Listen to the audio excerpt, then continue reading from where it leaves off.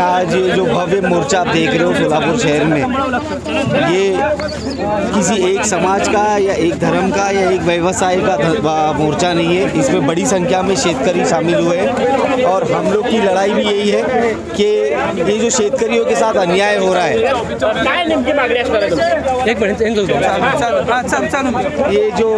ये सरकार से हम लोग यही मांगनी कर रहे हैं कि ये जो शेतकरी हैं, जो आज पूरे राज्य में आप देख सकते हैं कि शेतकरी आत्महत्या कितनी हो रही है, तो मेरा सरकार से ये सवाल है कि शेतकरी ये जो काला कानून लाए हैं जिसमें जो भागड़ जानवर है उसको भी काटने से मनाही हो रही है, उनके ट्रांसपोर्टेशन पे प्रॉब्लम हो रहा है, ये जो गौ रक्षक के नाम पर गुंडागर्दी हो रही है, तो इसकी वजह से शेतकरी पीड़ित है।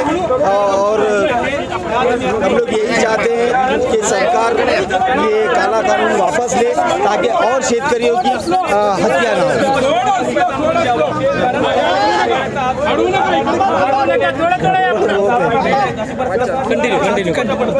हम लोग सरकार से यही चाहेंगे कि सरकार इस कानून को वापस ले ताकि जो गौर गरीब शेतकरी है और इस व्यवसाय से जुड़े हुए जितने भी लोग हैं, जैसे हमारे खाटिक समाज, कुरैशी समाज के भी लोग हैं जिन्होंने पिछले 15-20 दिन से ये सम पुकारा है कि सरकार क्या उनके बच्चों की, उनके परिवार की फिक्र कर रही है, उनका कारोबार बंद है।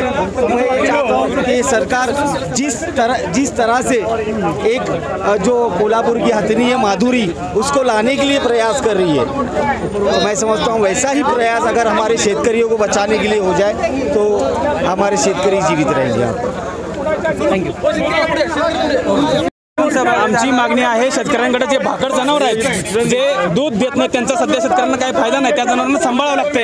आज जर्सी गायचे जे खोंड असते, वासरू असते, त्याला सांभाळणं म्हणजे तो काही शेतीत काम करू शकत नाही बैल होऊन, त्यामुळे अशी जनावरं शेतकरी विकत असतो आणि शेतकऱ्यांनी विकल्यानंतर हे जे कुरैशी समाजाचे लोक आहेत व्यापार करतात, असे लोक त्या जनावरांना त्या जर्सी गायच्या खोंडाला वासराला घेऊन जात असताना हे काही तथाकथित गोरक्षक या जनावरांना अडवतात, त्यांना जनावरे जप्त करतात आणि त्यांच्यावर गुन्हे दाखल करण्याचा प्रयत्न करतात। तथापि पर्यायी या लोकांनी व्यापार बंद केला आहे। आज शेतकऱ्यांवर या भाकड जनावरांना सांभाळण्याचा भार पडत आहे, हे जे जर्सी गायची खोंड आहेत त्यांचा बोजा पडत आहेत, म्हणून शासनाने खरं तर गोहत्या बंदी कायदा उठवावा किंवा त्याच्यामध्ये स्पष्टीकरण आणावं। जर्सी गायची जे खोंड आहेत, भाकड जनावर आहेत, यांना व्यापार करण्यासाठी काही हरकत नाही असं द्यावं। नसेल तर आम्हाला शेतकऱ्यांना प्रति जनावर सांभाळण्यासाठी म्हणून त्याला 1 लाख रुपयाचं अनुदान वार्षिक द्यावं। जे भाकड जनावर आहेत त्यांना सांभाळण्याची सध्या शेतकऱ्यावर आर्थिक बोजा पडत असल्यामुळे शासनाने कमीत कमी त्यांना 1 लाख रुपये अनुदान द्यावं, अन्यथा या कायद्यामध्ये जरूर बदल करावा।